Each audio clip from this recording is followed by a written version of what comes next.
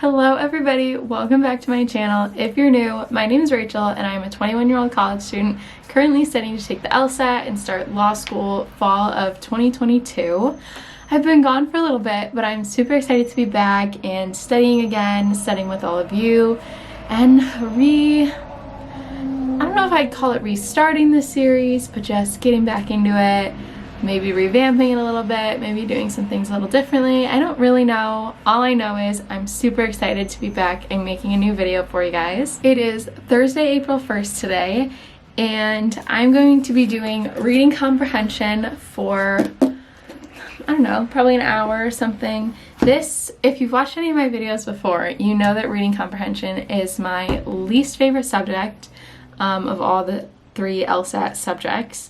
And therefore it's the one I spent the least amount of time in, and I really think it's a good place to start because if I just keep doing logic games every day, I'm not going to learn anything else and I'm not going to do my best. So we're going to start with reading comprehension this week. When I last did reading comprehension, it looks like I had just finished chapter 4, so today we're starting on chapter 5, which is diagramming the passages. I'm going to pull up my spreadsheet that I was working on back last semester when I first started this series and share with you guys what I've worked on since talking to you in my last LSAT video. Hasn't been a lot, but it has been some. There has been some studying done, but definitely not as much as we're going to do in the next couple weeks and couple months. So the last LSAT video I made was for weeks 10 and 11 of my original study plan. In those 2 weeks, I did a little bit of every subject, and I studied just over 4 hours, I think almost 5 hours.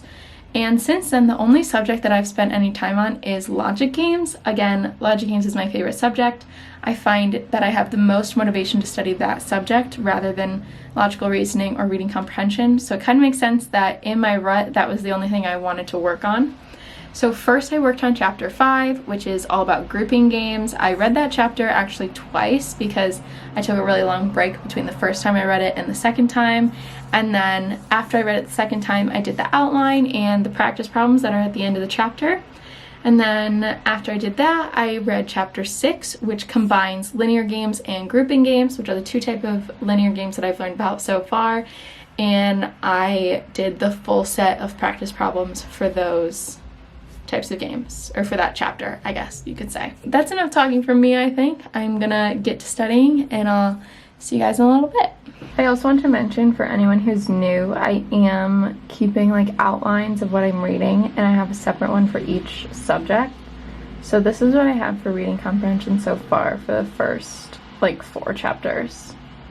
So that's how I'm kind of reviewing what I'm doing and just trying to stay organized and be able to remember what I've learned so far. Okay, so I just read over that outline, and let me tell you, not a lot of that was coming back to me, which is kind of concerning.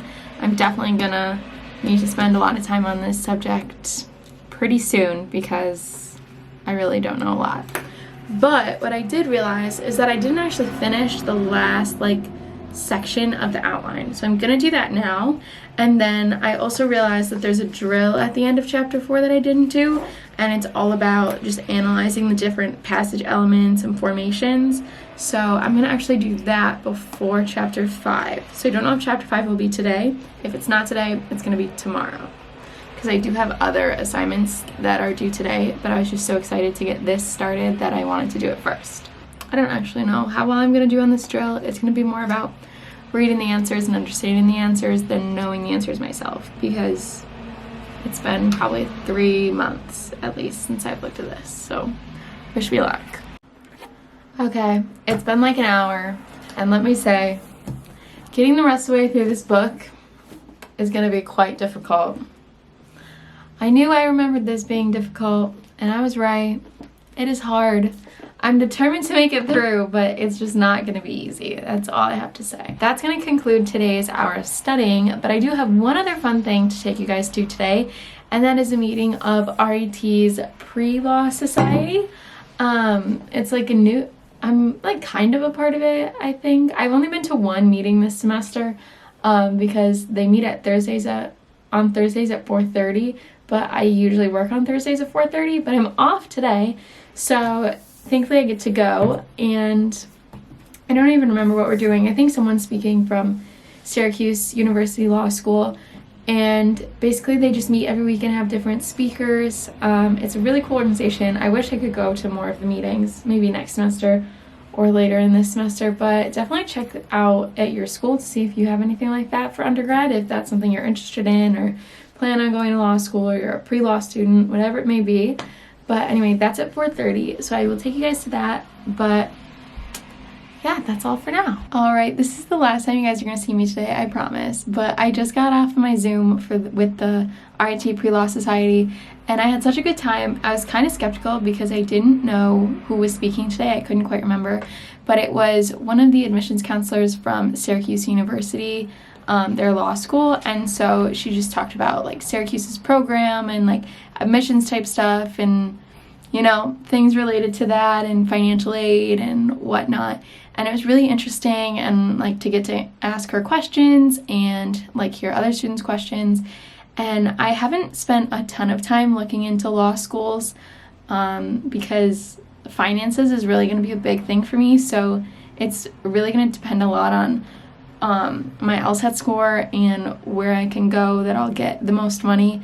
So I haven't spent too much time on it yet, but Syracuse is definitely on my list to look into more and probably apply to, especially because of their new relationship with RIT. They have a 3+3 program now. So even though I'm not a part of that, it's still like a good relationship between the schools. So I definitely want to look into it more. But like I said, that's it for me today, and I will see you guys next time I'm studying. Alright, you guys, welcome back for day 2 this week. Like I said yesterday, I'm just going to jump in and get started with chapter 5 in my Reading Comprehension book, but I wanted to say really quick, I am filming on my new camera, so if the quality is a little weird or wonky or kind of changing from clip to clip, that is why. I'm still learning about it, getting used to it, figuring out how to use it. So I apologize in advance if any of the clips are a little off or whatever it may be. I'm working on it. Anyway, let's get started with today. I think I'm going to read from bed because that'll make this unenjoyable subject a bit more enjoyable, I think. So this chapter was actually a super quick read. It only took me like 10 or 15 minutes. And the book talked a lot about how like diagramming, especially for reading comprehension, is really personal to each person and like what works best for you. And I think that's a really like important point to remember in every section, and like even just every test. Like everybody's brain works a little bit differently, so what methods or techniques work for one person isn't going to necessarily work for the other. So like for me, as I've been studying, I've really been trying to like take everything the book says word for word and just like get it all absorbed into my brain so I can do it exactly how they do it. So like when I look at the answer keys for the examples, like my work looks exactly like theirs. And I think it's important to remember that like my methods that work for me may be different than the methods they have in the book, or like exactly how the book does it. And that's okay. Like if my methods get me to the right answer and I have a good understanding of what I'm reading, then it's okay if that's not exactly how the book recommends it or suggests it or whatever it is. So since that reading didn't take too long, I'm gonna outline this chapter, put a little table of like diagrams in my notes, because it does like give some recommendations for like when to use outlining, when to use circling, when to use like boxing, stuff like that. So I'm gonna put that in my outline, but I'm gonna try and remember that it doesn't have to be exactly how the book does it, as long as it works best for me. And I think that's a good point for all of you to take with you. But once I'm done putting that in my outline, I'm probably gonna call it a day, just because I don't want to like overdo it on reading comprehension and like get down in a pit of like not wanting to pick it up again. So I think doing a little bit each day will be better than like doing a ton and like burning myself out on it and then not touching it for another 2 months. So that's the plan, and I'll see you guys, I don't know, well, it'll be seconds for you. I don't know when I'll see you next.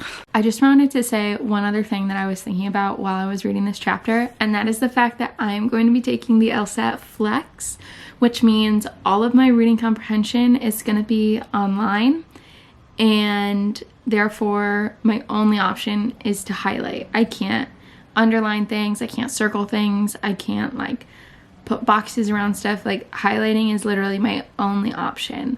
So I'm kind of nervous for that, because like I'm gonna be reviewing this book and like learning the pieces of it and seeing the diagrams with like circles and squares and boxes, and like when I'm practicing I'm going to be using that, but I'm also going to have to make sure I do a good amount of reading comprehension practice online so I can get used to not being able to diagram the way I do when it's on paper.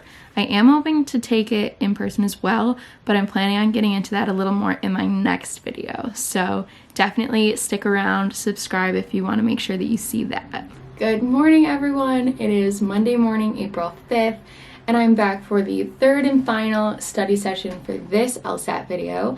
I decided to just continue right along with reading comprehension, make it kind of the theme of the video. And so with that, we're going to be doing chapter 6 this morning, and it is called the questions and answers. It's quite a long chapter, definitely longer than chapter 5, but I know there's at least a couple of drills throughout this chapter. So I'm just going to get into it, and I'll either check in with you guys throughout the chapter or I'll talk to you about it when I'm all done. Alright, so I'm just a few pages in so far, and I've come to my first drill already, and it is a location designation drill. And this is basically just practicing identifying the location that each question is asking you, because so far I've learned that every question for reading comprehension will have some kind of location element, whether it's a specific line or paragraph that you have to find, just an overall concept that you have to locate within the passage, or the whole passage itself, as in like the main point or the primary purpose or something like that. Okay, the next drill in this chapter is to identify the question stem. So the next element that I've learned about for questions is the 6 main types, which could be must be true, main point, strengthen, weaken, parallel reasoning, or cannot be true. So those are the 6 main types of reading comprehension questions that you would see on the exam, with some variation and some extra ones that we just haven't talked about yet.